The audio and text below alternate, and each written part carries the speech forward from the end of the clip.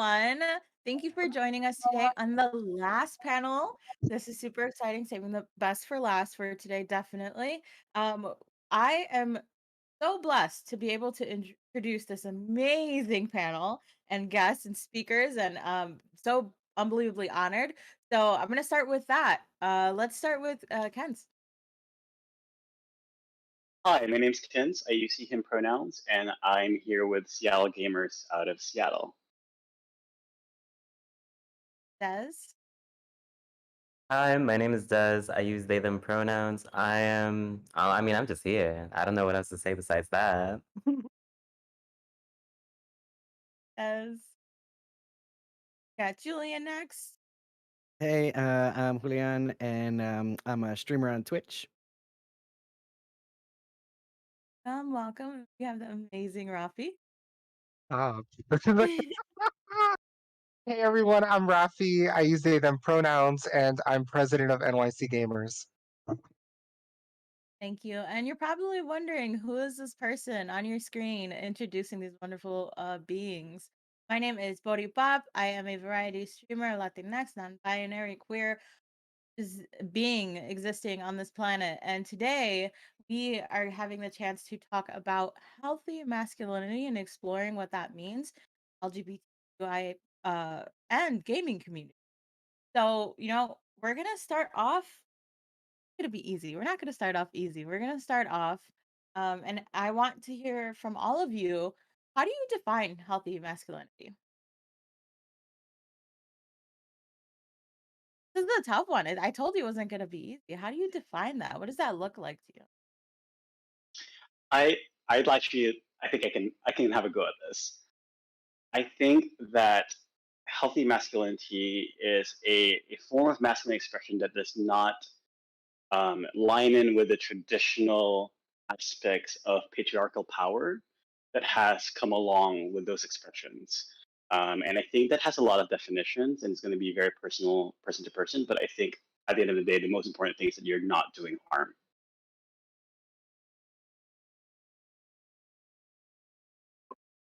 Yeah, totally. I was thinking, just like thinking about this idea of healthy masculinity. Well, just acknowledging that everyone who exists, I would say, period. Who knows if I'm wrong? Like everyone just experiences masculinity, whether they embrace it or not, whether that's like for them or not. But like as long as we're, I guess, walking amongst other people, like engaging with other people, like we're all experiencing masculinity.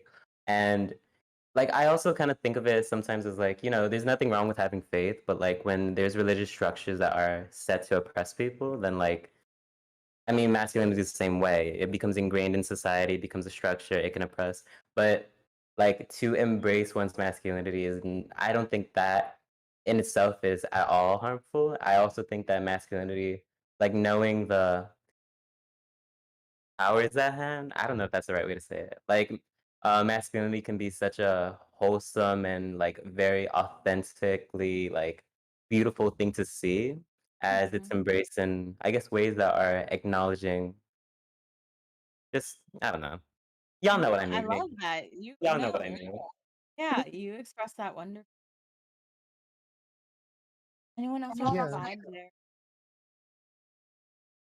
I think about it's a little bit of two things, right? You're talking about the proximity to masculinity, because that's important, right? Like feeling like you have this agency over where in the gender expression spectrum you align yourself, where do you feel comfortable, while also acknowledging that just like gender and sexuality, expression can be fluid. So it's not something that is going to be static. So I wanted like name that freedom and fluidity is healthy in my experience, in my opinion. Then you have, I would say, I mean, we're going to talk about this more, and I appreciate you started off with this question because it is challenging, right? Because it's like right off the bat, I want to go off. But I think about gatekeeping, not from a place of like who holds the keys and who defines it, but more like who is pioneering an expression of masculinity that is their own, while also holding space for others to who want to emulate it and share in its joy and celebration, right? Often, whenever I am invited to speak in spaces where masculinity is some kind of presence or topic, there's this idea of self preservation, right? Especially in social media. There's this idea of like, the definition of man is declining and and like masculinity is inherently male and like all these things that's like no, and there's just like a lot to unpack. And we often hear in social media things like fragile masculinity, the toxicity, right? And I'm like, well, I think of healthy masculinity as like you can have that and it not harm yourself or those around you. Definitely. I love that you brought up sort of that self-preservation. I think social media has a unique ecosystem on every single topic, and masculinity is one of those, right? So we are here to sort of discuss real specifics, other so, how do you, th- with your definition of masculinity for each of you, how do you compare that to your experience maybe navigating the expression of in gaming? Because gaming is its own ecosystem; it has its own rules. So, how do you manage that, and how do you sort of compare that to what you believe to be? Not to always go first, but I I have like this burning reaction to this Oh, because please. at Seattle Gamers we have a really diverse leadership team where we have NB individuals. We're largely POC, and we have some trans mask individuals as well as just fem forward individuals as well.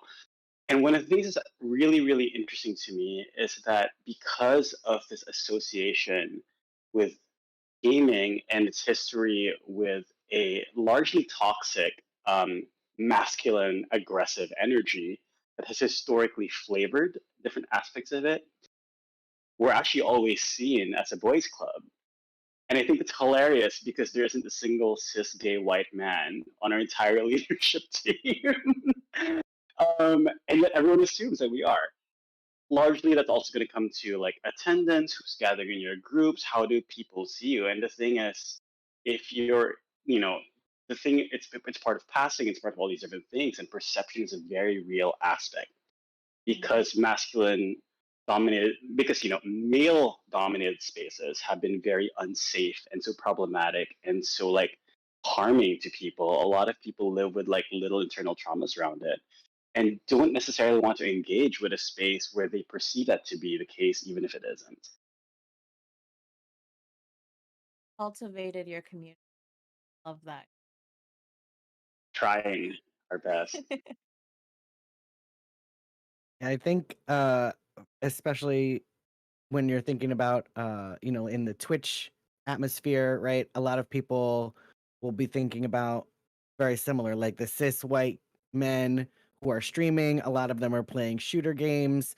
A lot of them have the smash the keyboard, throw the controller type of stream. And I don't think those are healthy things to be seeing, and I don't think that we, should really. I mean, I think that we should be talking more about what else we can do, what else we all are doing in gaming. Um, and for me, like I mean, I play mostly indie games.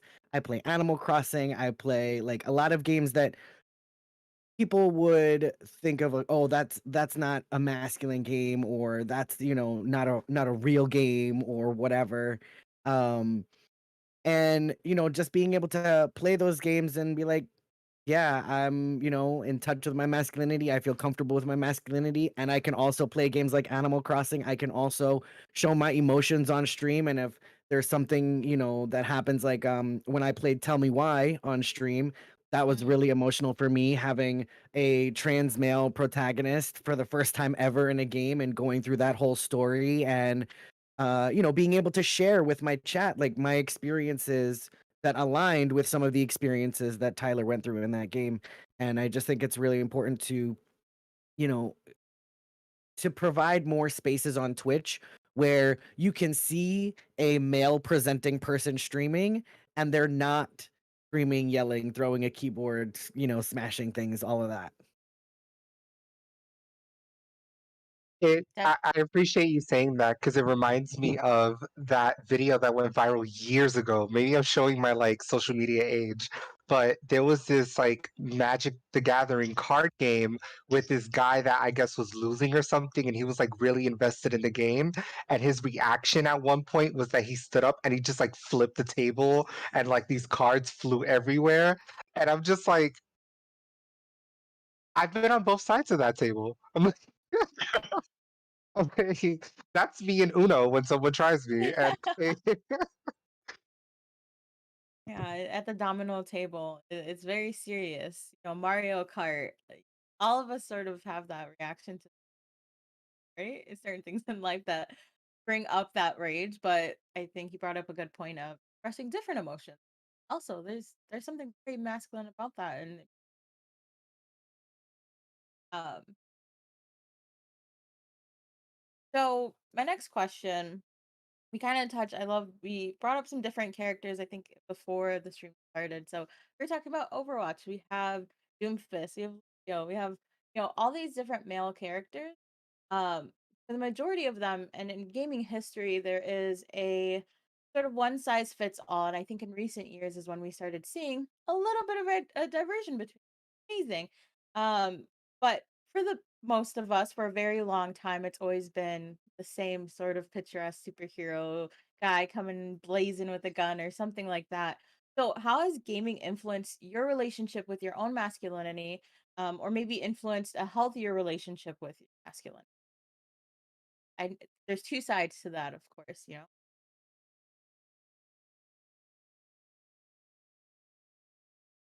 I think as somebody who doesn't generally play any shooter games, I mean, I play a little Fortnite here and there, but I don't play anything too wild. Um, I mean, my first game that I ever played was Super Mario Bros. On the NES. And I don't think that I've ever really been super into like any games where there was a lot of very stereotypical male characters. I mean, other than maybe like there was the wrestling games on the 64 when I was a kid, that was pretty much as far as it went. But also for me back then, it was a very interesting experience because I wanted to play those male characters because I wanted to be male. I don't think that I really knew what I don't think I really understood that as much as I do now, when I was 6 or 7.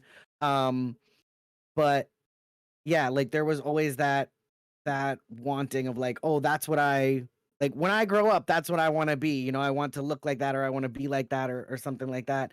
Um, and then kind of as time went on and the more that I kept gaming, like I always ended up anytime I had an option between a male and female character, always going with the male option. But even then, most of the games I played a lot of Pokemon, I played a lot of, things like that. So it wasn't anything like Overwatch or anything like that. Very good. I think it's interesting because I mean, I grew up on Nintendo, right? And like for the most part, main uh the main characters would be like Mario, Luigi, Peach, Mhm. Bowser, and like maybe Yoshi and Toad. And I think that at least in my spectrum of which character I wanted to pick, I always wanted to pick the most like ambiguous characters, and maybe that's because like for instance, Mario Kart, you would always see me on like Dry Bones or Shy Guy, Koopa Troopas, Toad, Yoshi here and there, but mostly not Yoshi actually. Birdo was kind of that girl for me in Double Dash, I think they called her. Um, but I just think about like for instance, even when I was like really young and I was playing Sonic Heroes with my brother, and we'd be like, okay, which teams are we gonna pick? I'm not sure if y'all played Sonic Heroes, but there's like 4 teams you can pick. It's like Sonic, Tails, Knuckles, Shadow, Rouge, and Rouge is hot, by the way. First of all, and then like E123. But then my brother would get those two, which I guess would be the more edgy and more like boyish characters, and then I would like play the teams that are like Rose. I think her name is Cream. Uh, Big the Cat and then like the Team Chaotix, I think they're called. Best team. Um, I love them so much. But like I would always pick the more like, and it's not even because I didn't want to, or like for instance, I guess for me it's like I very much saw myself in the more like non-traditional characters, or not even non-traditional, but just like the non-masculine ones. Or Mhm. right, like if I had the choice between, or rather, how do I say this? Like I actually like to play League of Legends a lot, right? It's like, 150 characters and the community behind it's really interesting. But I realized that the more that they've created like masculine characters with like healthy personalities, if that's one way to say it, like Braum, like huge muscle head, like fancy Pringles mustache, but like a heart of gold, or like even like these two characters named Graves and Twisted Fate, like were very homoerotic with each other, some would say. Like those are the characters that I always wanted to go to. Like, yes, they're like, even if they're like extra manly characters, they're like there's a twist to it, or there's like a perceived twist that I could make in my brain for that, and that's what I would want to go to. Like there's, yeah, like you can play these really like this straight feeling characters, but then like if they have any sort of like really macho character, but there's some sort of like twist to it, that I would just like instantly be like, I want to be that character. Or like shit in like in Smash Bros, picking Peach is such a power move, first of all. um like that's kind of where my brain is at. So this was just a really long way to say that I don't know, I like the shits, I like the shits. It's I'll ignore your Yoshi shade from earlier. That's fine. Um, I was thinking the same. I was like, wait, I live for Yoshi. I'll see you after the panel on my Mario Kart work. we're gonna queue up Mario Kart. That's Double dash, um, baby. I also want to name that Birdo is canonically trans for folks that don't know. Like, talk about it, factual. and they can go ahead and try to pull a DC Comics, but it is canon. Birdo is trans. Just like the M&M's green. But anyway, the other way around. But yeah. Um, I think it's interesting that one of these things that I personally struggled with is I remember when I first started running Seattle Gamers and was put onto the leadership team, people would find this out and they're like, "Oh, what kind of games do you play?" And I would list off this like litany of board games, right? And then they're like, "Oh, so you're not a video gamer, right?" Or what would be more common would be like, "So you're not a real gamer." And I think there's a really interesting relationship between like the perception of like what it means to be a gamer, and also in particular if you are a male presenting gamer, like what you should be. And I mean, I do play video games now. I run video game nights, and I quite frankly I have two Switches now. But the Switch was my first console that I owned in 18 years. And somehow, like my reality as a gamer of a non-video format was kind of like a complete invalidation of my not only identity but my identity like in relationship to somehow I was a softer gamer. And that was a really interesting thing for me to kind of like reflect on and see the difference in how I was treated, because all of a sudden when I started having more ownership over video game related activities, I was suddenly seeing more mask, if that makes sense, and being treated differently. So I think that's a really, really interesting relationship between masculinity and gaming, and also the perceptions around them. I think all of you brought up a really good point of just the characters you select, the games you're playing. That makes a huge impact on if you are masculine. Coming as a non-binary, I also would play sort of. I wouldn't pick the like female or male characters. I would always want to pick the little buddies, the critters, whatever you want to call them, the animal, whatever it is, that's usually who I would pick. And that allowed me to have a more sort of healthier relationship with how I was feeling growing up. I've been playing games my whole life. My mom, kicked my butt in Mortal Kombat. But it allowed me to sort of be free of like, well, I can be whatever I want to be. I don't need to pick, the muscle man or the girl with the giant boobs. I can do whoever I want to be. So, a quick question for you all. Growing up, or even now that you own a Switch, what was that character that sort of aligned with you and just you had a healthy relationship. The one that really made it click. Ooh, Rafi, who is it? You knew right away. Maybe ministry. So, because a lot of people don't like, I've had this conversation in like Mhm. different conventions, like PAX and FlameCon and stuff like that. And depending on who's in the room, some folks will get it and some folks are like, huh? Right? So I'm like, this is my hot take. Before I even knew what trans was, before I even knew what non binary was, when I was younger, my favorite video game character, my favorite video game to this day, Legend of Zelda Ocarina of Time, right? Because I was addicted. Don't get me wrong, I was obsessed with Pokemon. I had the yellow special Pikachu edition. I was all cute with my Game Boy, but there was always the question of are you a boy or a girl? And as a kid, I wasn't thinking it from a place of, the often I hear because I work a lot with trans youth, right? We'll often hear the like, the relationship between that choice and their gender journey at a young age. For me, it was more like, well, what do I get out of it? Like as a gamer, what Mhm. is my incentive in choosing boy or girl? Do I get perks? Do I get like these privileges? Like it's very Mhm. like in a role playing game. I'm like the difference between the dwarf and the elf, right? With Legend of Zelda Ocarina of Time, all they asked for was your name. Mhm. So like my question was, do I put Link or Pee-wee? And and like I would keep replaying this game over and over because you had this character where I was one of those kids who thought that their name was Zelda and I didn't know if they were a boy or a girl, and I still see this androgyny in the design of Link and being the fairy, right? Or like the one kid in Kikiri Forest without the fairy, and having Navi, and like as I got older, I was like, oh my god, this is complete trans culture. And then you talk about the culture of, or that's gonna be a whole other panel. But I'm like, you could break down Ocarina of Time and make it a whole thesis coming through an intersectional social justice lens.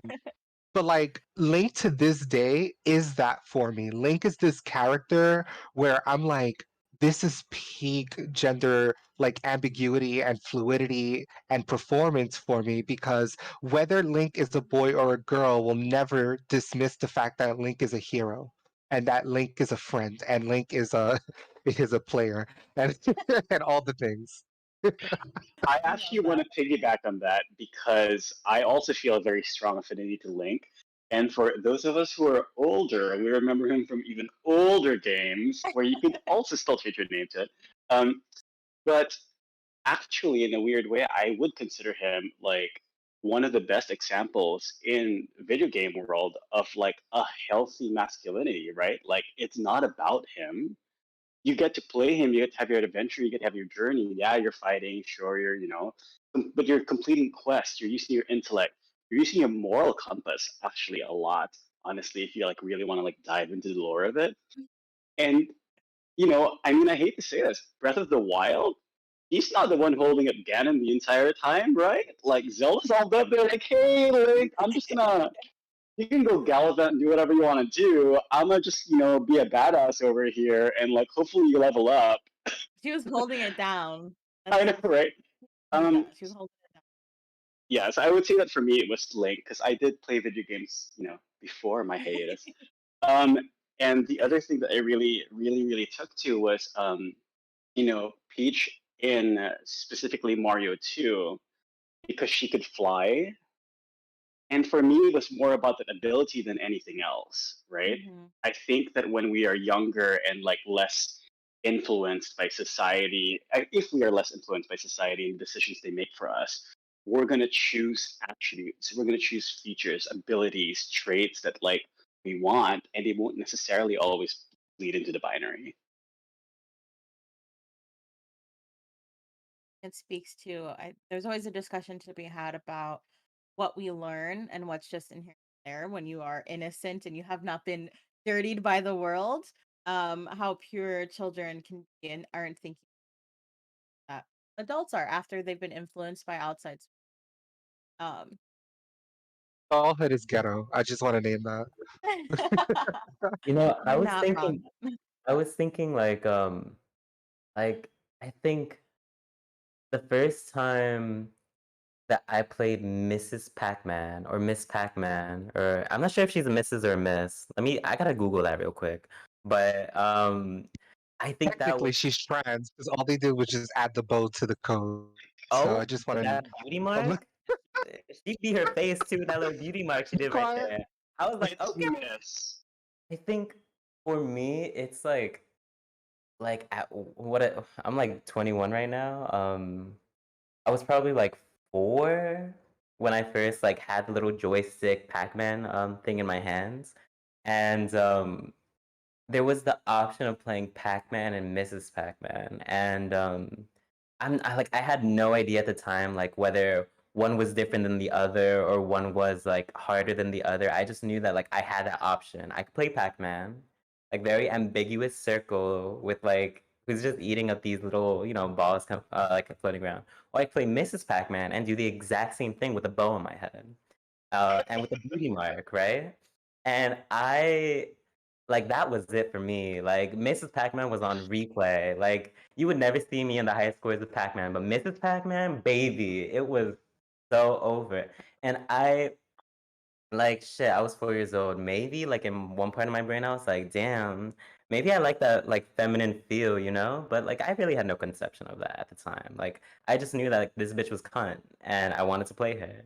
Or this bitch was fab and I wanted to play her. And like I guess I don't know if I would say that like Mrs. Pac-Man is my favorite character in the world at this point in my life, but I just know that like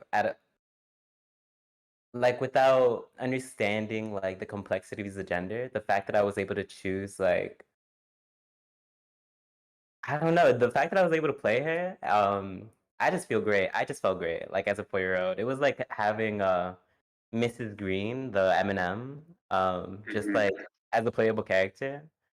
Yeah, and she was wow, the femininity is so real. I'm so here for it. There's something alluring about getting shit done and looking good while doing that cannot be denied in games and life. And just like you said, Pac-Man, Mrs. Pac-Man, if you can look better doing the same exact thing, wouldn't you? Well, I think it's a very real struggle that femme forward individuals have, right? I mean, Mhm. if you take a look at The Devil Wears Prada, and you look at that entire film, and you change the gender expressions of the people in it and their sexes, you have a completely different film, um, and story, right? And I was watching this great analysis of being like, actually, Miranda's just good at her job. She just cares so much about the magazine that you know, she comes across all these different things, but it's because the magazine's always her first priority, whether it's over her family, over her life, and all these different things. And it's like we don't treat men who do the same thing with the same kind of regard as being like, you know, a bitch or whatever, right? So I think that translates a lot of ways to like outside of gaming, just in society as a whole. Or did get things. That's another conversation to be had, right? Sort of that's being scale life relationship. Um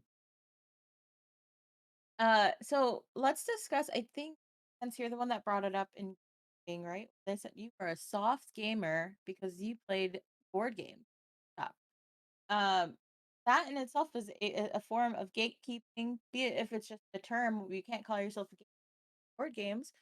How do you navigate that, and how do you sort of move with intention within these sort of definitions, this realm of gaming where you can play games and work at you can be in the gaming industry, you can work at non-for-profits for gaming, whatever you do, you can be a focus in gaming and still not be called a game.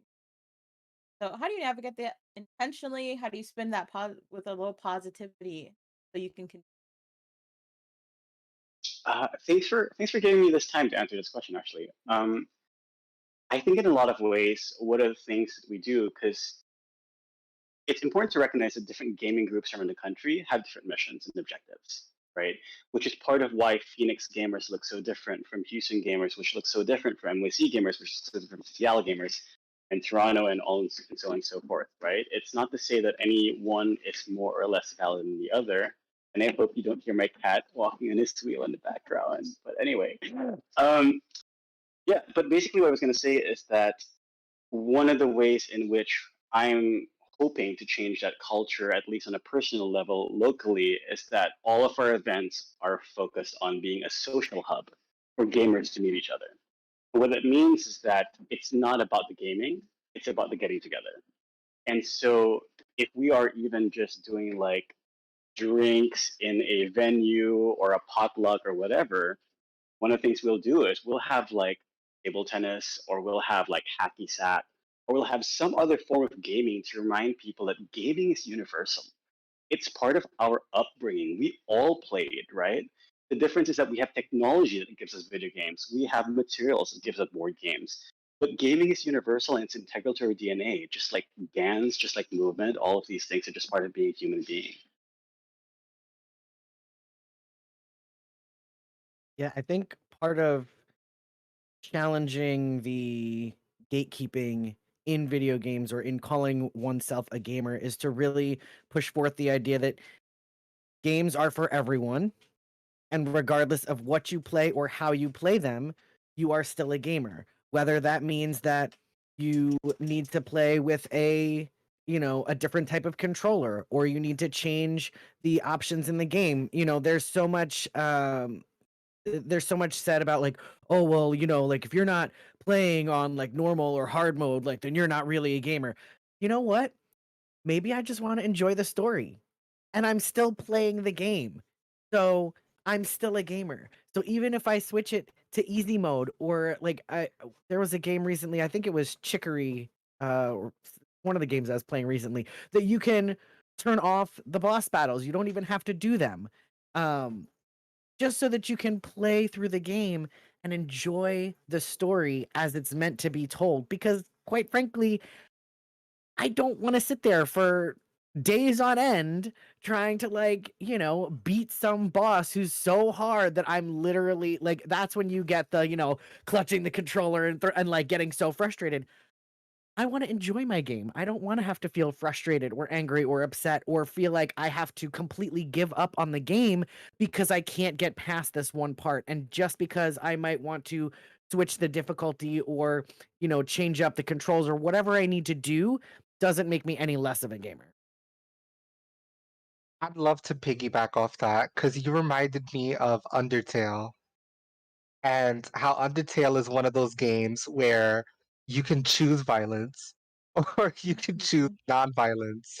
And, the story is randomly generated. Like there's certain parts of the game where there's like a random number generator that makes it so that every time you replay the game, there's a new experience, right?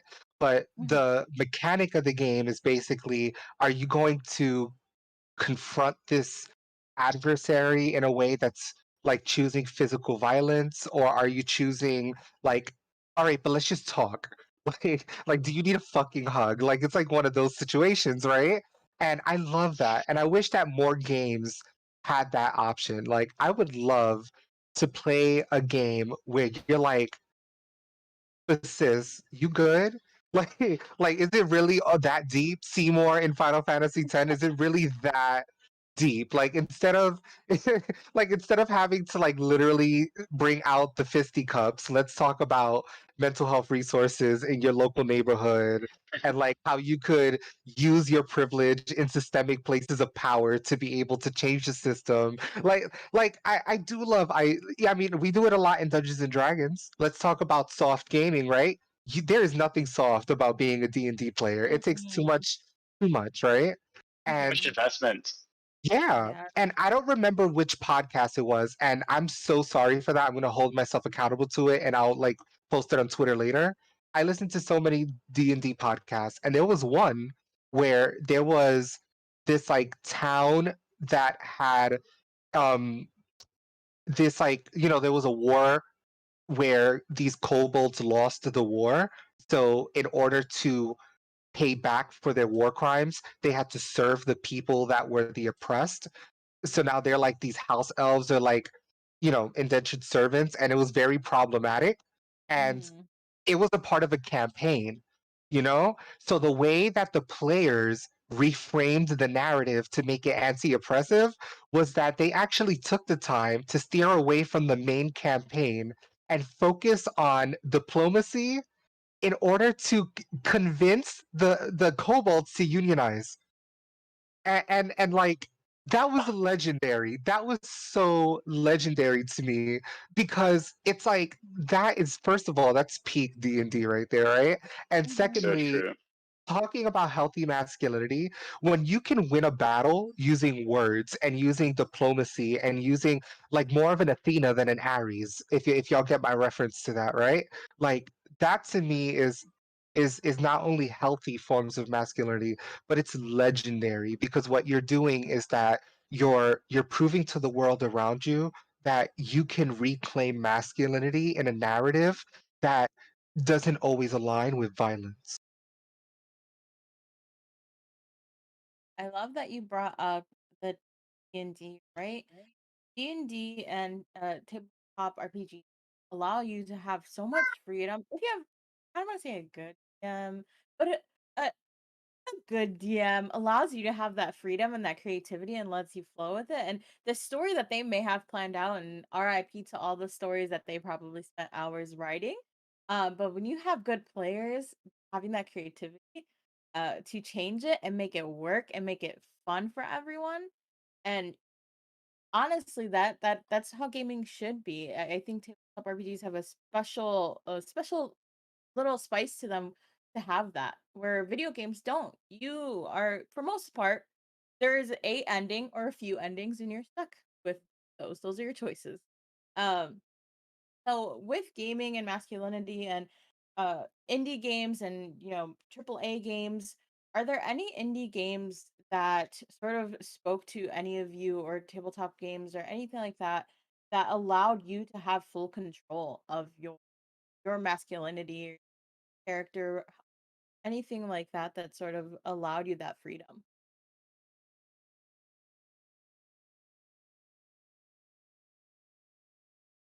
Not enough Um, games do. I feel like and I'll be very transparent and name a bias here because I was a part of the Kickstarter. Like I funded I invested in what makes me happy. But there's a game called Spirit Swap. And if you watched the wholesome like games, I guess, presentation at E3 last week, you saw Spirit Swap. If not, look it up. It's worth it. It's wholesome. It's Paddled Upon. It's Tetris Attack. It's Pokemon Puzzle League. Like it's that kind of puzzle game. But the game developers are all coming from different parts of the like LGBTQIA plus and POC spectrum. And on top of that, they're like this amazing co-op, and the game is ridiculously good. I mean, the music is lo-fi beats. The characters are all POC, queer, different bodies, different expressions. And it was one of the first games I played in a hot minute where there was just so much intention. And yet there was also this, like, this was made for me. This wasn't performative. This wasn't the, oh, we're a cool triple A title because you can download a black character as a DLC. This was like, no, we literally thought of Rafi when we created this game, and I claimed that illusion and said, yeah, this is totally mine, and I live for that. I live for the fact that you have the amazing folks that created that game, and I wish them all the best and all the flowers. Also naming that there are so many extraordinary indie game devs, console and tabletop, that are keeping those same intentions. I like this is not on purpose. They don't sponsor us, y'all. But every panel, someone ends up talking about Into the Motherlands, right? And this Mhm. Afro-futuristic tabletop RPG game. I'm totally gonna invest. It's so legendary, and I just love the fact that games like these exist because I think that they answer your question around like these indie games that we're playing where we feel like we can navigate our own experiences with masculinity or with identity in general.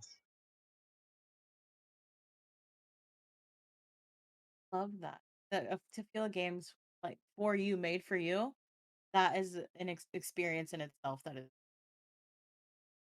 this is not at all this is not at all on topic to the panel, but it's on topic to what Rafa just brought up. Um, big thing I really want us to keep people accountable for is if you are making games that tap into other people's cultures, please consult those cultures, and not only consult them, have them be on your production team and pay them. I say this because there are a million Kickstarters that come out for games that are focused on like cultural stories that are not those of the producers, and more often than not, that culture it comes from has not even been consulted. So just a quick, little side note there for anyone who's listening and who might be thinking about developing a game. If you're going to create a game, whether it's video or board, make sure that you're consulting the community that you're representing. Scream this Speaking of from gatekeeping, sorry. I will scream this from the mountaintops. Get the right people and get the right people in the room and pay them. Pay them for the emotional uh labor that you are having them go through. Um that I love that you brought that. I'll bring it up in every panel I'm ever in. So with healthy masculinity throughout the gaming culture, how do you reclaim how do you or even how do you challenge masculinity to be accessible or to be more inclusive? How do you, put your best foot forward and sort of what work do you do to make it what we all want it to be?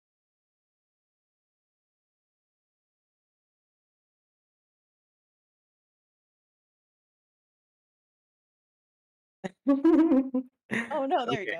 go. Okay, I think I'll go first then. I was just thinking of a couple things related to this. Partially because like, like as a League of Legends player, like understanding the community sometimes feels so like, girl, there's nothing I can do. Um, in the same breath, right? Like I mean, I'm one of those players who's like, I'm very quick to mute everyone in the game, just focus on, whatever my fantasy is of the game right now. Like, do I want to be like a support player who does never ever tilt or any of that? But I think, besides just like being able to hold myself accountable to like, yeah, I mean, some games just be like that. If you see like, teammates that are being flamed, like, just tell your other teammates like, girl, just focus on the game. Like, don't have to be all this. You don't have to be all that. You don't have to be ableist, racist, homophobic, like all those things. But also, I think, and this is what I was thinking about, like naming, acknowledging moments that you see or that I see. That's like, wow, wait, that's fantastic. That's beautiful. Like, I was just thinking about my older brother. He started playing video games like at probably like 3 years old or something. Because my dad would sit down with him and play Sonic the Hedgehog 1 and Spyro, like the OG games. Like I don't remember what console it was, probably like the N64 or something.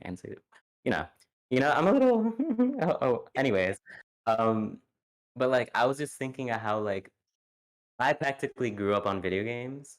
Like first game Pokemon Red, Pokemon Yellow because of my brother. But he grew up on video games because my dad, who didn't have all the time in the world, like he was working two jobs, where we don't got money like that. He like sat down with my brother and did something that my brother was curious about and ended up having a passion for. My brother would tell me how those two would just sit in front of the TV and play like, maybe like an hour, 2 hours a day. Just like Sonic the Hedgehog. My brother memorized all the hidden boxes you can hit for the bonuses and all those things.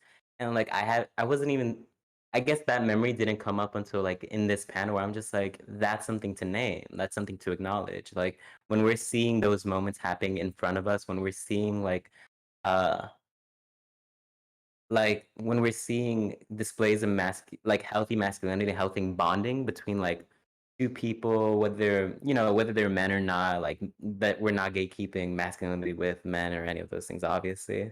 But like when you're seeing this level of like camaraderie and also like good sportsmanship, because another thing that gatekeeps people from gaming period is just the competitive scene of any game period. Like um, when we're able to name the moments and the people where like this is great, this is what like we should hold our community to, this is what we should hold ourselves to, this standard of like camaraderie, the standard of like we're building relationships here, and that's probably the most important part of this, um, the most tangible part of this. I think that's one way to like I guess tackle the question that was given to us. I love that. Ourselves account, elevating positivity. What is positive reinforcement? Almost. That's what we need sometimes. Yeah, I'm glad you went first because you reminded me of the times that I played a lot with my dad growing up and how that helped to, I mean, he was a busy guy, he would leave for work like maybe 4 in the morning. He'd come home, he's tired. Um, but getting to spend that time and play video games with him was our bonding time, and I think that was really crucial for us and for our relationship. But in other ways for, tackling the ideas of what is healthy masculinity or how we should be presenting that. I mean, a lot of times on stream, uh, you know, I'll be talking about mental health, or I'll be showing emotion that I'm having, like I'm a pretty emotional person, and so if I'm very touched by something, or if I'm whatever it is, like talking about those things, naming them, you know, reminding people that it's okay to feel emotions. It's okay to cry. It's okay to, be struggling with mental health. It's okay to have to rely on people for help sometimes. And, because I think a lot of times what we see with masculinity is that you can't show emotion, you can't rely on others, you have to be self-sufficient, do everything yourself, responsible for everything. And it's really not like that. That just ends up hurting everyone in the long run. And when we're able to come together and work together and realize that when we are able to lean on each other and provide support for each other, it just works out better for everyone. And so being able to talk about those things openly on stream, or on Twitter, I think is really important, because that's where people are also going to be coming, whether they're coming to watch the stream or they happen to see something's going on Twitter or whatever. Just being able to see masculine presenting people who are talking about healthy emotions, how to deal with them, and things like that. Can you kind of like inspired a burning desire for me real quick, right? Like at this moment, because I'm non-binary, I'm trans, and my relationship with masculinity is a double-edged sword, right? So I think about what you say, and I think about my relationship with gender as a performance, and it really sucks, especially in gaming communities for me, right? Because I want to be the one sometimes, because sometimes that's a healthy response when someone try to play me, to like flip the table or like rage quit or like all these things. And as someone who is constantly fighting for visibility, not being a cis gay man in spaces where that's more visible and I'm assumed to be these things, right?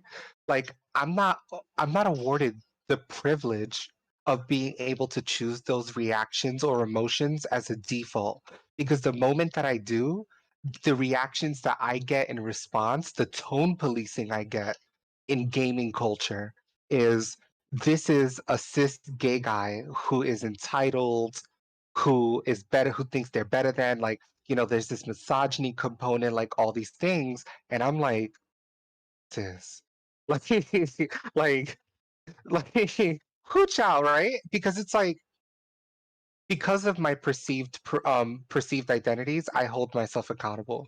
I don't need to be reminded of the double-edged sword, right? I think that what would make me feel more comfortable expressing myself as who I am without having to conform to these performances of gender is having safer spaces, like some of the spaces that y'all have created for me and for other non-binary trans people, where we could literally just be ourselves and not have our reactions, our tone, or our emotions be deeply like reacted to in these ways that relate to race and gender and stuff like that, right? Like, I want to be able to be upset that I keep losing and my voice is getting louder and I'm getting pissed and I'm calling someone out without this like attitude that makes me feel like I'm losing visibility in the space of visibility that I'm fighting for. So, I really appreciate you said that because I feel like that's a constant battle for non cisgender folks in gaming spaces. I think that's actually a perfect segue to what I was hoping to bring up, which is that like I think those of us who do have the great privilege of like living in our masculinity in a way that's similar to what's expected of us as society in some forms, I think one of the best things we can do is take up less space. Um, and sometimes that means just like waiting an extra 5 minutes on a panel for someone else to speak up because their experience has, more weight than yours, right? I mean, I recognize as a cis gay man, for all my impressions, I have my own privileges too. So this is not for anyone in the panel, but this is for anyone watching this. That really, honestly, if you have the voice in the room already, one of the things you can do is keep it.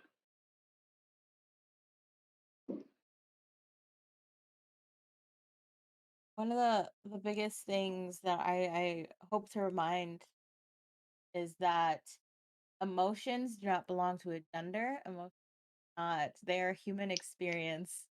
You should be free to express whatever emotion. And obviously the caveat to that is you're not hurting anybody. You are able to be angry without hurting anyone, no matter race, gender, sexual orientation, anything. Be angry without hurting others.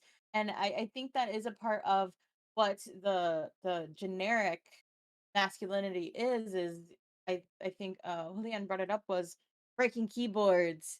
Or, I'm gonna throw my controller across the room. I'm gonna call them a slur or something like that. And it's like that. Why is that normal? Why is that the perceived like? Oh yeah, everyone reacts that way. So for those of us as humans who get angry in video games, sometimes just piss me off. What are healthy coping mechanisms or healthy reactions where you're still expressing your anger that maybe the people watching and on the panel can take into their own lives and be like, oh, that's a really smart way without being so mad at playing the same level 27 times in my life. I would like to respond to this because I love when I can when, see you get like excited about the question. I'm like, because I constantly get made fun of for this. But if I ever play anything like Street Fighter, Mortal Kombat, like Tekken, like it is the most hilarious thing because I am like cursing and screaming and shouting at like the TV the entire time, and like I go right up into that guttural voice, and the veins start popping out the side of my head. And my friends think it's hilarious because the thing about it is like, yeah, it's an aggressive form of expression, but because it's so directed and so funneled to the task, once you let the task go, you let it all go. And mhm. like it allows you to not carry that aggression with you for the rest of the evening and the rest of the interactions with people that night, right? Like it's been dedicated to the task. And I think that sometimes not letting it out can actually be more dangerous.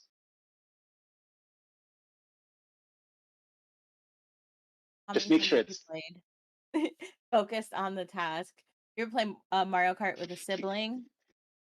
Yeah, I maybe have threatened a sibling or two or all of them. Uh, but your point was it's focused. Well, mine wasn't very focused, but it's focused. And when you end that game, when you turn it off, walk away. That's still your friend. That's still your sibling. That's still the love of your life. Whoever you're playing with. Um, I love that focus on it and let it go. When you leave the room, leave it behind you. yes, and actually, thank you for acknowledging that. The other thing I want to add to that is that focus it on your character and not your opponents, which I think is does wonders when you're like, or the shell or the whatever. Like, do not focus it on your other opponent because naturally that's what we want to do. Yeah.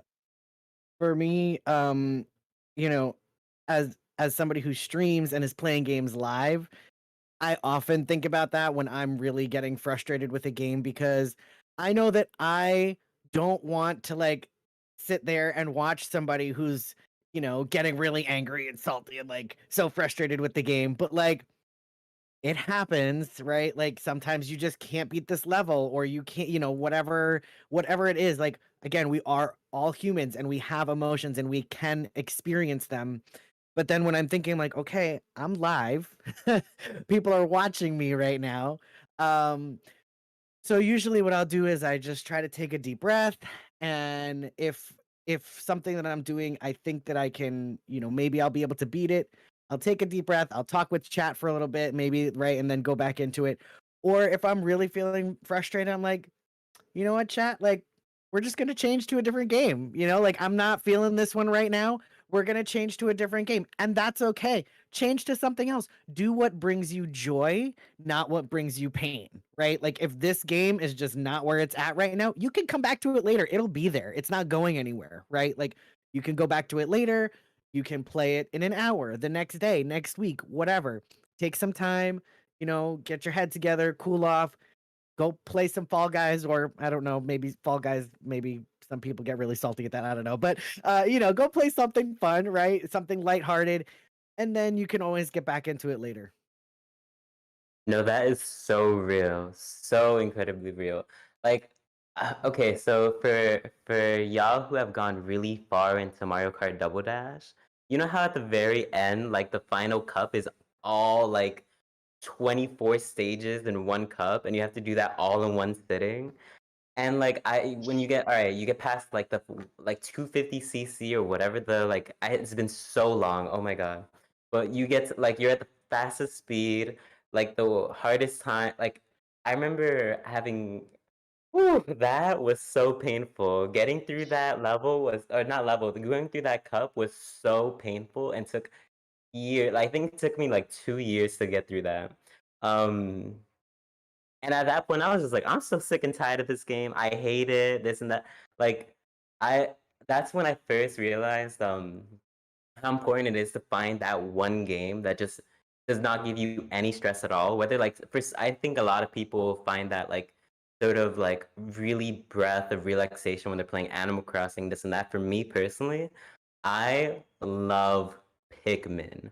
Pikmin 2, Pikmin 3, oh my god, Pikmin was that game that when I was like first coming to terms with like, oh, people rage on like when they're playing video games, or like this shit is, or like this game is so frustrating. Like this game was literally meant to frustrate me on an individual level.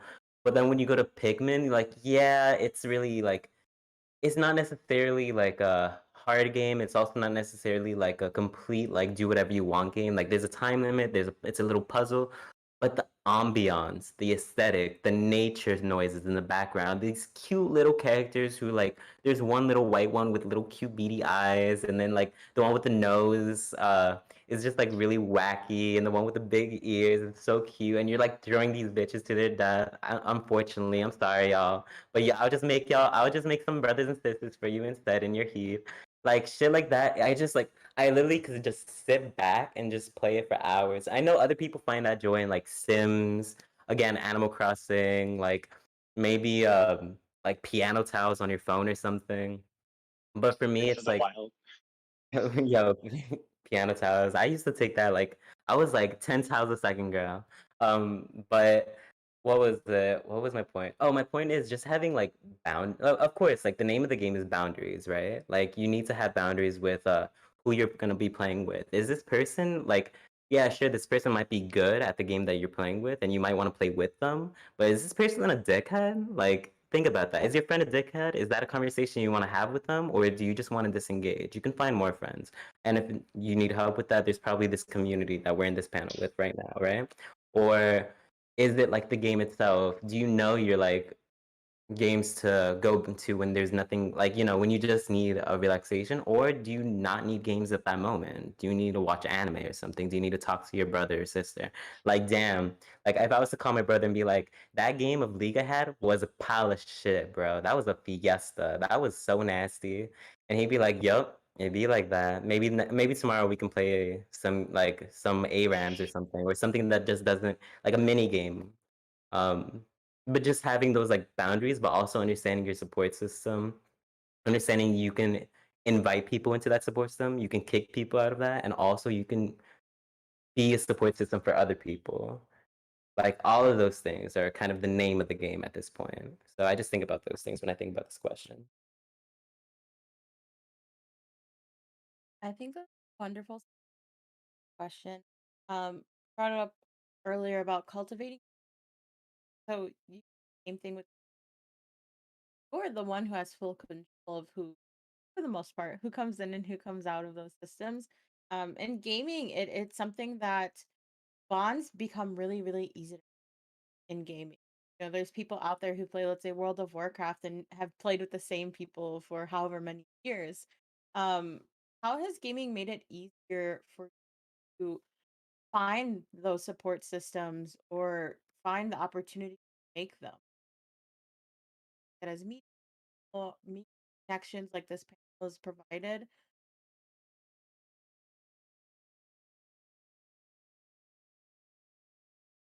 No one made friends via gaming. Well, I mean, well, I don't feel it's fair for me to go first because I'm like, well, NYC gamers.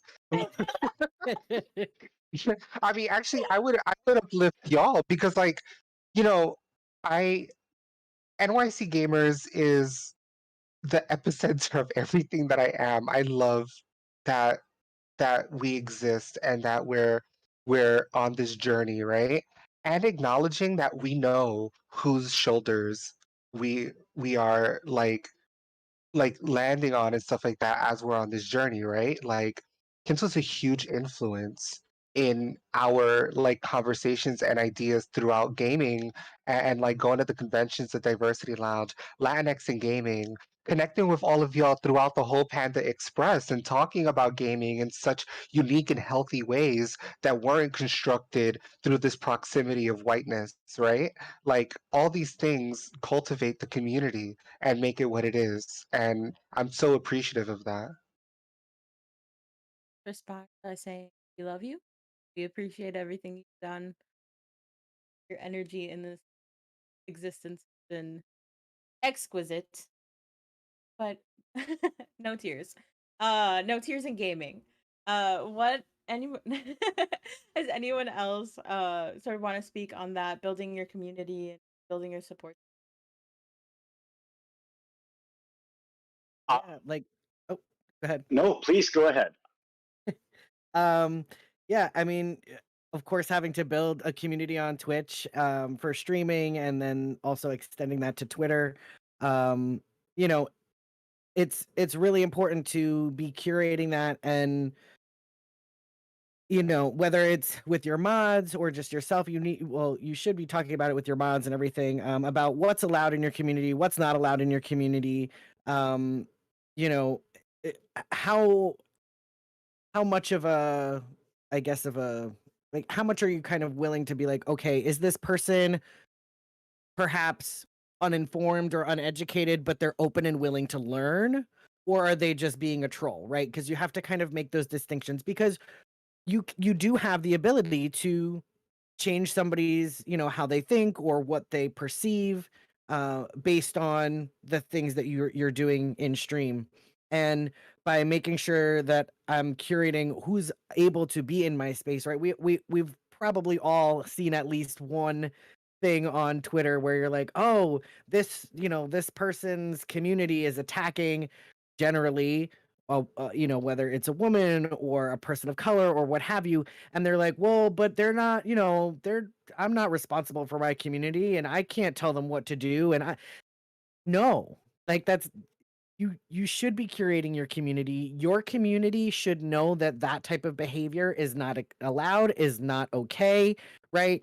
And I think that it really ties in with that toxic masculinity because that's a lot of what we're seeing, right? We're seeing a lot of people who are hurt because there's a woman in this space, or because there's a person of color in this space, or because whatever it is, right? That they're feeling like, oh, my space is being threatened and therefore I have to do something about it, right?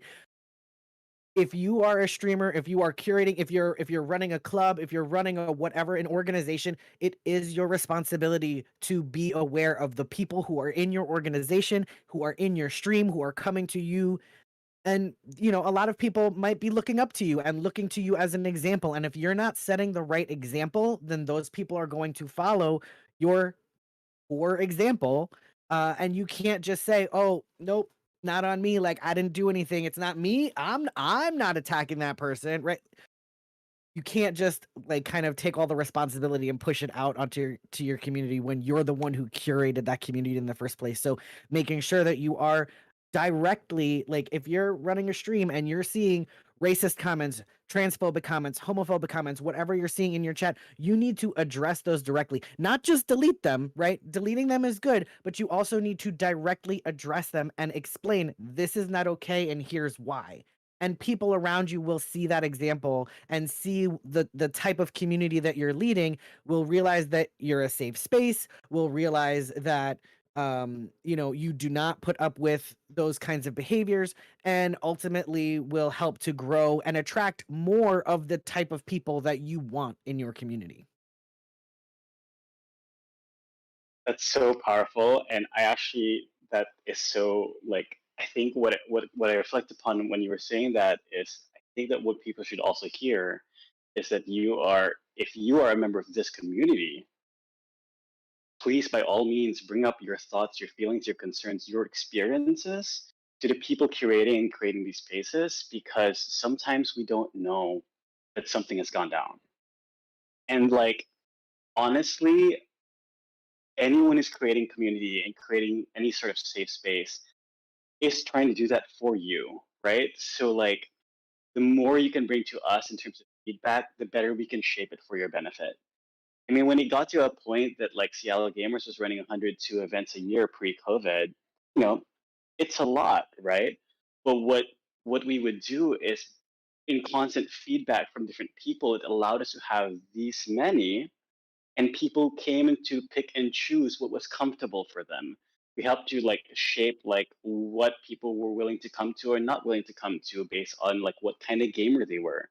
And because there was a need to, the gaming community is large and broad and like has different interests. By creating the safe social spaces, people found their people, and like, we'd have people disappear for 9 months at a time and show up every week. It just by creating that safety and that consistency and that consideration for your community, it's a loving relationship both ways. And what we ask is that you also let us know what your needs are, because that's the only way we can curate and advocate for it. That, my friends, is a perfect example of what a leader is.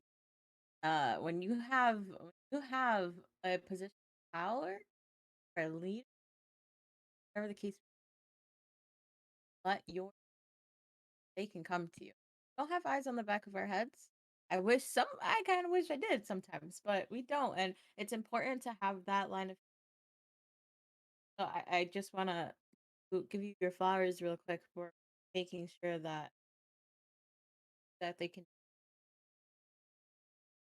So we talked a lot about a lot of things, but more of it, we've all have gaming as a part of us. It is a piece of our core beings, and from what everyone said, it's something that we've done since we were little. So I want to highlight the positivity. There is some positivity in masculine, the way masculinity is presented in. So I don't know about anyone else. Sometimes when I love something, I make it a part of my personality, either for life or a few weeks. So I want to ask you if all of your experience in gaming, is there one thing, maybe a trait, a personality trait, or a character that you kind of held that and you made that your own? Like, no, I want to be that type of person, or I love that that character does that. Masculine, but I love that. I want to take that with me. I'm looking around my room and I'm like, let me see if I could read myself real quick. I'm like, I am not obsessed, and my life is not a reflection of me being a gamer in any way, shape, or form. Like, you look around my room and you look at like all the posters, Mhm. I like all the Zelda stuff, all the queer shit, and I'm like, no, I know, no, but I know you're a gamer. You're I a don't have gamer? an identity crisis, imposter syndrome. But one thing that I think of a lot is I don't know if it's so much gaming as much as it is anime, because anime has this way of like telling folks that you could fight enemies with the power of friendship and stuff like that. And like they always have these awesome metaphors and all these things that I tend to like carry with me in ways that make sense, right? And then like reading, like I love philosophy, reading books, but like I think a lot about Legend of Zelda because that's my game. That's like my go-to game. And I think about the philosophies that came out of the Legend of Zelda series around wisdom, power, and courage, and the balance, and the relationship between the divine and life on life's terms, right? And I think a lot about how that has influenced me and the way that I carry myself. I think a lot about like the way that Zelda carries herself with this wisdom, this leadership role, right? And not coming from a place of damsel of distress, but coming from a place of I believe in you, Link. I believe that you can finish what I started. Because Zelda's always on some shit, right? And she's like, I'm going to be the sacrificial play because I know that you're going to serve the checkmate, And like that's what it's all about. That to me is like when she goes all chic, I'm like, me pronoun is chic. Like I'm like, that's me, damn it. Right? Like go off, right? And like for the record, you know that Zelda was always meant to be an aspiring ally because her bestie and godparent was Impa. Let's talk indigenous. And like black character, like go off. But like I carry that with me. I carry that in my personality, in my truth, in my relationship with spirituality, with gaming, with all the things. Because when I tried, I'm not gonna say we, I'm gonna keep it in the I when I tried looking for healthy examples of masculinity in my world, it was so difficult because there's, the toxicity in my Black culture, there's the fragility in my Latinx culture, there's the gatekeeping in my trans culture, there's the ableism, there's the homophobia, there's like all these structures. And yet gaming has a way of reframing so many of these truths by making it anamorphic, by making it an achievement to unlock, by making it an incentive or a power structure in the game, that I'm like, yeah, I'm gonna use that as like my scapegoat for when people are like, but why are you like that? Because maybe I'm not ready to out myself. So maybe I'm like, oh, well, I play a lot of Pokemon, so That's I'm an Aquarius. Leave it at that.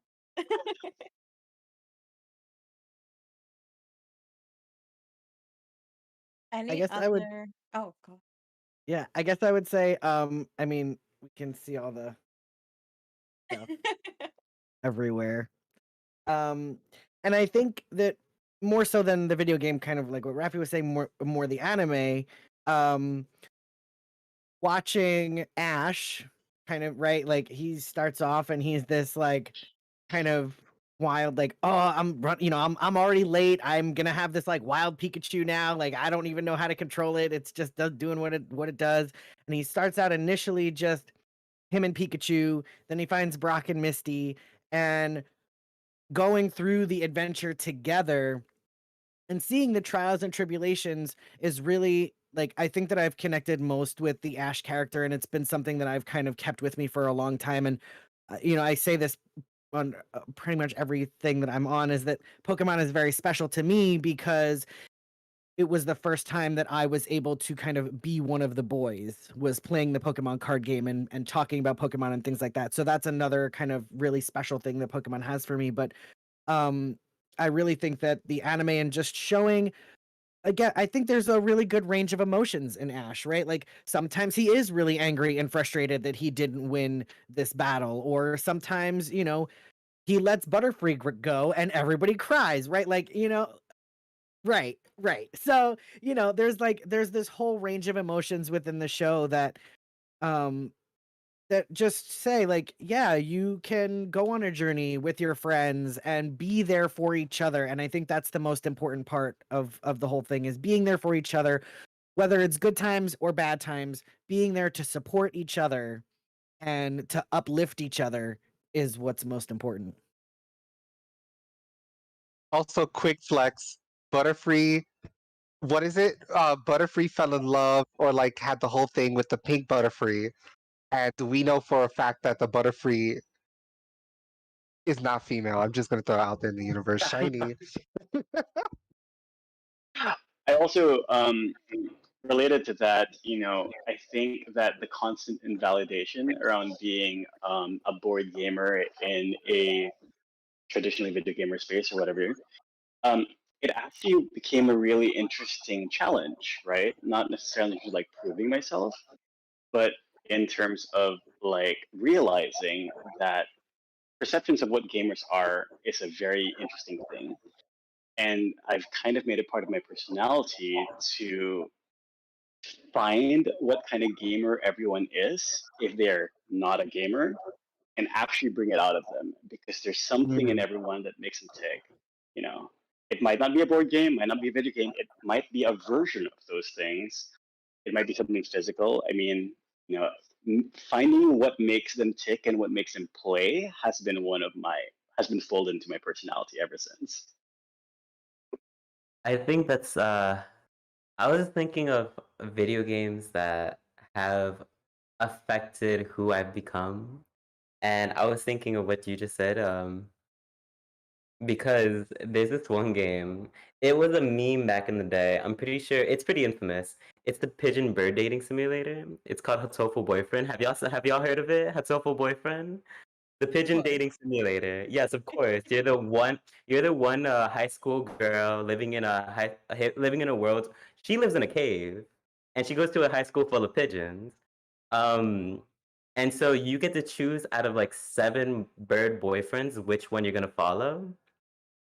And so with people who I've become so close to, like when I tell you I've spent hours on that game, like hours, because there's nothing that strikes me more than a great story, right? And considering that whole game was released as an April Fool's joke, and the real April Fool's joke is that that game is a beautiful like display of storytelling with like that shit will make you cry 5 times before you even get to the secret unlockable like Bad Boys Love storyline with like that's like a 6 hour, 7 hour like gameplay playthrough. Like, whoa! And so I think for me it's um like being able to like of course I have my favorite storyline, I have my favorite character. There's this boy who's always in the library named Nageki, green hair, fab girl shit. Incredibly sad story. I already know which storyline I'm the first to pick, like period. But when I get like my closest friends who may or may not play games period, and get them to do this visual novel with me. I'm like, and I'm just sitting there. Each story takes maybe 20 minutes. I'm like, okay, so what's the next choice you're gonna pick? I just want to see what goes down. It's almost like guessing someone's zodiac. Just like I don't know which one they're gonna go through. Like, and that for me is such an experience because it's like, I mean, at least for me, right? Even if they do not care about this game or would never play it again, one, it's interesting to see how they respond to these emotionally intense storylines, and two, like, are they willing to sit down and go through like just like maybe 20 to 30 minutes of gameplay with me? Like, is that a labor of love they would do with me? And being able to see that unfold and go through a story with them, like building that relationship. And video games in general should like, or at least back in the day, like because I guess nowadays I'm more of like an anonymous gamer. I just like go play like solo queue type stuff, or like I'm on instead of like I mean, especially with the pandemic, it's harder to do this. But like with Pokemon, right? Huge Pokemon gamer. Like I love that game so much. I went through various competitive like moments. Just like at this point, I don't know, going like anonymously on like Pokemon Showdown or something. But I think just like being able to make friends and build stronger connections with friends I already have. That's an important love language of mine, right?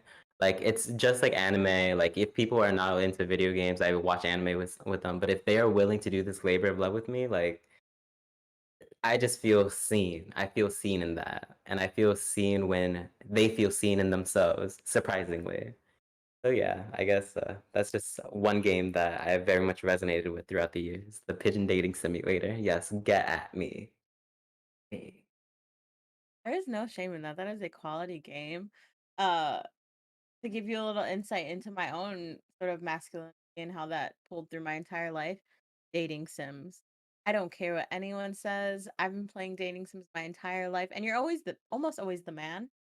And in my identity, it's all about just pulling people. That's it. Just dating sims. That's all I've pulled into my entire life. So I stand by you.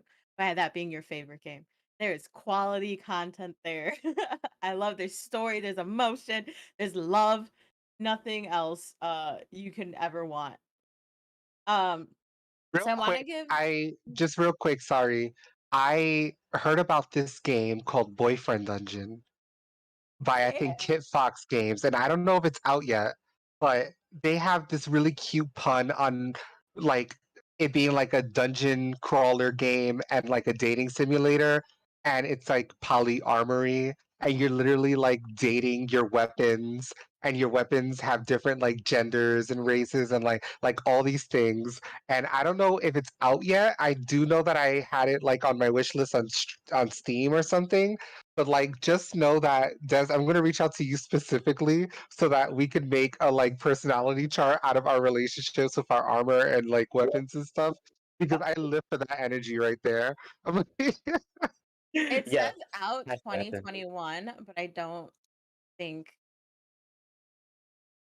but we'll definitely have to look into that because if you've never played a dating sim, I strongly recommend. It will unlock something in you. It will let you know a piece of you you've never known before. Be it with I think with Dungeon, Boyfriend Dungeon, they're like the sword. You're falling in love with the sword, the dateable character, or the weapons, and maybe they're a different weapon. But my heart, that is what I will be doing with the rest of my so I want to give everyone a few minutes. So you all have done an amazing job providing so much insight, sharing your experiences. So I really, really want to say thank you for sharing your truths with our viewers. And I want to allow everyone a little time, a little more time to shine. Tell us where we can find you. Tell us what you're doing. Where we can see you next. Hey, Murray. I am Kins again. Kins like Vince. He/him pronouns. I am everywhere: Instagram, Twitter, everything. Everywhere is like this little gecko. That's ThisLilGecko. And of course, Seattle Gamers also has an online presence. Seattle Gamers with a Y, GAYMERES. I will tell you, I am much more responsive on my personal. So if you have a burning question or desire, please reach out to me that way. Next, Des, where can we find you? Because I want to find you, Des. We need to talk. Okay. Well, you can find me on Instagram. It's at Cloud Fortress. I think it's just pretty easy to remember. Like you spell it just the same way as Cloud and Fortress, just mushed together. Um, right now, well, I mean, I'm a college student finishing my last year of undergrad. And it's really interesting that I was even invited to this panel because I've had this, I've pretty much founded this LGBTQ plus club. Uh, it was like kind of the baby of formerly and very outdated men's group, but like that group was pretty wonky and it didn't have very strong leadership. So when I got it on my hands, I like reevaluated it and set out a new mission, and we renamed the club to be called NYU New Masculinities, where we're exploring masculinity and the conceptions of manhood from like an LGBTQ plus affirming lens. So I'm currently the president of that, just seeing it through throughout my last year. Um, and what else? What am I doing? I mean, I'm gonna be on the Discord channel of NYC gamers, of um, all these things. Yeah, you could find me. Pretty much that's all it is. Well, thank you for doing that work in our education because it is lacking safe spaces for people like myself when I was a little baby gay experienced that. So thank you for that. Julian, where can we find you and your beautiful Pokemon collection? You can find me mostly on Twitch and Twitter, although I'm also trying to get more into TikTok as well. You can find me as _Juliancito. Um, and I usually stream Sunday, Wednesday, Thursday, so you can come by and check it out. Thank you. And Rafi, our wonderful president, where can we find you? What are you doing next? I want to know. You can find me in the Genshin Impact Reddit because I have words I'm and gonna log out. have toxic masculinity. Y'all can find me. I love y'all. I had such a great time on this panel, and it's a oh my goodness, thank you all so much for being a part of this. Again, I'm Rafi, and y'all can find me with the Pride School Festival all weekend. If you are watching this on any of our streams and you'd like to join us, it's our virtual Pride convention this weekend via Discord. You can register for free to attend and enjoy the rest of our convention at gamers with a Y .nyc/PSF, like Pride School Festival. So gamers.nyc/PSF, NYC Gamers, where the Y means you belong. And you can also find me on Twitter or Instagram. It's the best place to find me. Twitter or Instagram at Rafi Regulus, all one word. And that's just pretty much me all over social media. You can find me on OnlyFans and Twitch, all of it, Rafi Regulus. Oh my god. I don't know how I'm gonna follow that up. I did put the link in the I've been chat. joking about OnlyFans. I've been making this joke all day because I read somewhere that there's a rumor that OnlyFans is trying to steer away from having Mhm. like sexual content on the page. And I was like, that's like taking like sofrito out of every Puerto Rican recipe, but go off. So I'm just like, the moment I thought about having an OnlyFans, they were like, well, none of that. No, you need to do it. I saw those pictures from Puerto Rico. You need to get on it. Let's go. And Hello. make some money. But oh gosh, my face hurts laughing and smiling. Um, Once again, I want to thank you guys. I love the discussion. I loved your experience, and I know it's definitely tough to discuss those. And if anyone is interested in finding me, my name is Bori Pop. I am on Twitch, YouTube, Twitter, Instagram.